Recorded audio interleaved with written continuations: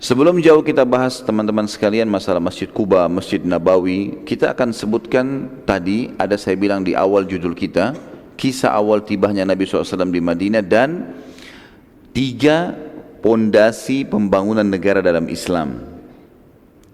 Saya sebutkan secara global dulu, nanti akan kita rincikan. Pondasi pertama dalam pembangunan negara dalam Islam, kalau kita juga boleh instansi, lembaga, kelembagaan. Yang pertama adalah membangun masjid. Dan ini perilaku Nabi SAW yang pertama, teman-teman sekalian.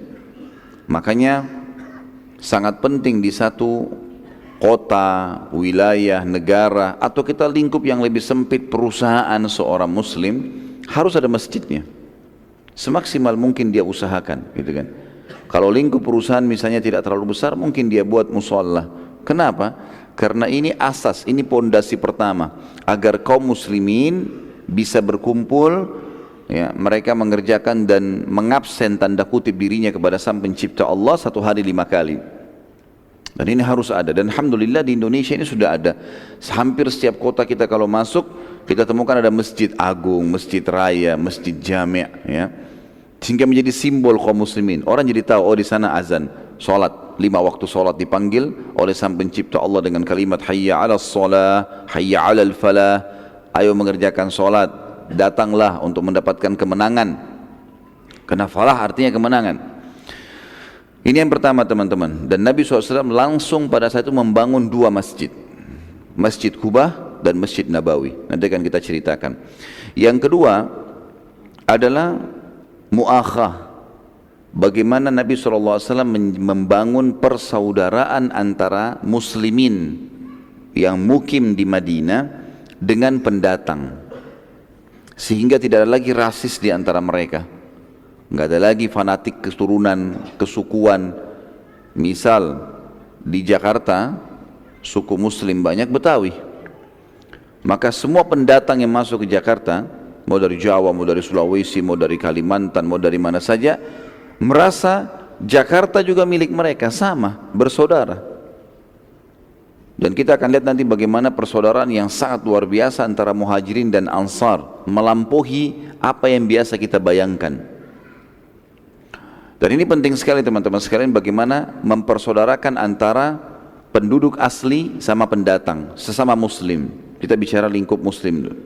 Di perusahaan adalah persaudaraan antara pegawai lama dengan pegawai baru. Seperti itulah. Dan yang ketiga adalah keputusan pemerintahan di Madinah berhubungan dengan muamalah atau perilaku atau sikap dengan orang-orang non-muslim. Muahadah, menulis kesepakatan apa yang harus setiap muslim dan non-muslim lakukan bersama di wilayah Madinah. Seperti misalnya mereka membela Madinah bersama-sama, mereka tidak saling mengganggu, ya. Kalau ada yang salah dihukum, dan keputusan pemerintahan di tangan Nabi SAW yang diterapkan hukum Islam. Non-muslim walaupun sudah ada waktu itu Yahudi 50% di Madinah harus patuh, karena hukum Allah nggak boleh ditolak. Dan orang-orang non-muslim ikut pada saat itu peraturan Nabi SAW. Bahkan mereka seringkali kalau punya masalah, mereka datang kepada Nabi SAW untuk mencari jalan keluarnya. Ini 3 keputusan. Berarti keputusan yang ketiga adalah membuat kesepakatan antara muslim sama non-muslim agar tidak saling mengganggu, dan siapa yang salah dihukum, serta sama-sama membela negara. Tidak boleh ada yang berkhianat. Kita mulai teman-teman sekalian. Yang pertama adalah pembangunan Masjid Quba dan Masjid Nabawi. Muslimin di Madinah pada saat itu berusaha merebut tali kekangan unta Nabi SAW untuk mendapatkan kemuliaan, supaya Nabi SAW turun di rumah mereka menjadi tamu. Tetapi Nabi SAW mengatakan, biarkan, jangan ada yang tarik tali kekangan unta ini. Dan pada saat itu Nabi SAW sengaja memberhentikan unta beliau di wilayah yang tadi namanya Quba. Lalu Nabi SAW pada saat itu mengajarkan hal yang penting, yaitu tentang masalah keberadaan masjid. Sebelum beliau banyak berbicara, sebelum banyak menyampaikan syariat Allah, bangun masjid. Saya ingin ada sebuah masjid di sini yang memberikan simbol kalau Nabi SAW sudah tiba di Madinah dan Madinah kota Islam. Dibangun oleh para sahabat masjid, rame-rame mereka membangunnya. Dan Allah Subhanahu wa taala menurunkan ayat Al-Qur'an pada saat itu memuji tentang masalah Masjid Quba. Surah At-Taubah, surah nomor 9 ayat 107 sampai 108. Sebenarnya ayat ini turun 107 dulu baru 108 dulu baru 107.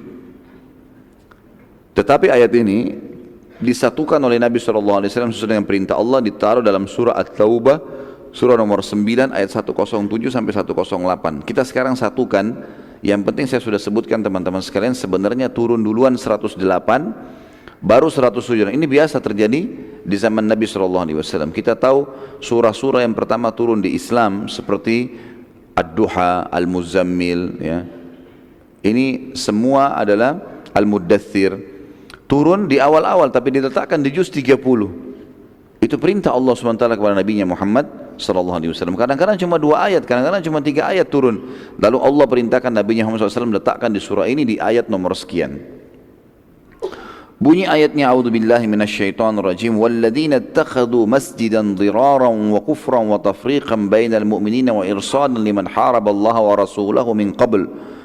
ولا يحلفن إن أردنا إلا الحسنى والله يشهد إنهم لكاذبون لا تقم فيه أبدا لمسجد أسس على التقوى من أول يوم أحق أن تقوم فيه رجال يحبون أن يتطهروا والله يحب المطهرين. Dan pendapat yang paling kuat sebenarnya ayat ini turun bukan pada saat pembangunan Masjid Quba, tapi setelah dibangunnya Masjid Dirar. Apa itu dirar? Masjid yang buruk dibangun oleh orang-orang munafik di Madinah setelah mengetahui ada Masjid Quba dan ada Masjid Nabawi. Mereka juga ikut-ikutan bangun masjid, tapi masjidnya masjid dirar. Dirar artinya masjid yang sengaja buruk untuk memerangi Allah dan Rasulnya. Dan awal daripada sebab turun ayat ini teman-teman sekalian, di ayat 107-nya, dan orang-orang munafik itu, ya, mereka mendirikan masjid untuk menimbulkan kemudaratan pada orang-orang mukmin, untuk kekafiran dan untuk memecah belah antara orang-orang mukmin, serta menunggu kedatangan orang-orang yang telah memerangi Allah dan Rasulnya sejak dahulu. Mereka sesungguhnya bersumpah, kami tidak menghendaki selain kebaikan bangun masjid ini, dan Allah menjadi saksi bahwa sungguhnya mereka itu adalah pendusta dalam sumpahnya. Ayat 107 ini teman-teman sekalian, sebabnya kenapa Allah mengatakan dan mereka menunggu, orang-orang munafik pada saat sudah bangun masjid, mereka menunggu seseorang atau orang-orang yang telah agar datang kedatangan orang-orang yang telah memerangi Allah dan Rasulnya sejak dahulu. Yang dimaksud adalah ada seseorang pendeta Nasrani bernama Abu Amir. Abu Amir ini dulu dari asli Madinah, kemudian dia tinggal di negeri Syam jadi pendeta. Kemudian dari Syria, dia pergi ke Syria lalu jadi pendeta di sana. Pada saat itu teman-teman sekalian, mereka sengaja mengundangnya untuk menyaingi Nabi SAW. Ini pendeta datang juga nih, mereka muslimin mengaku ada Nabi, ini kita punya pendeta, gitu loh. Padahal mereka tidak ingin masuk agama Nasrani, hanya untuk mengacaukan saja. Maka pada saat itu, ya, dengan hikmah Allah, si Abu Amir ini wafat di Syria sebelum ke Madinah. Dan Nabi SAW diperintahkan oleh Allah Sang Pencipta untuk menghancurkan masjid Dirar itu. Sehingga keluarlah sebuah hukum, kalau masjid dibangun oleh orang-orang munafikin dan orang-orang kafir, ya, maka tidak sah untuk sholat di situ. Tidak sah, namanya masjid Dirar. Dan ulama mengatakan masjid hanya boleh dibangun dari harta kaum muslimin. Jangankan orang kafir, orang munafik saja enggak boleh kita sholat di dalamnya, karena pasti mereka bangun ada tujuannya. Untuk apa? Nah, dia tidak sholat di situ, nah, gitu. Pasti ada tujuan yang tidak benar. Makanya dia katakan masjid dirar. Dia bangun tempat ibadahnya dia sendiri. Orang munafik juga pura-pura Islam, mengatasnamakan Islam, tapi dalamnya berkumpul untuk memerangi Allah dan Rasulnya. Dan Nabi SAW waktu itu disuruh menghancurkan masjid itu, dirubuhkan, sama sekali enggak boleh ada masjid itu.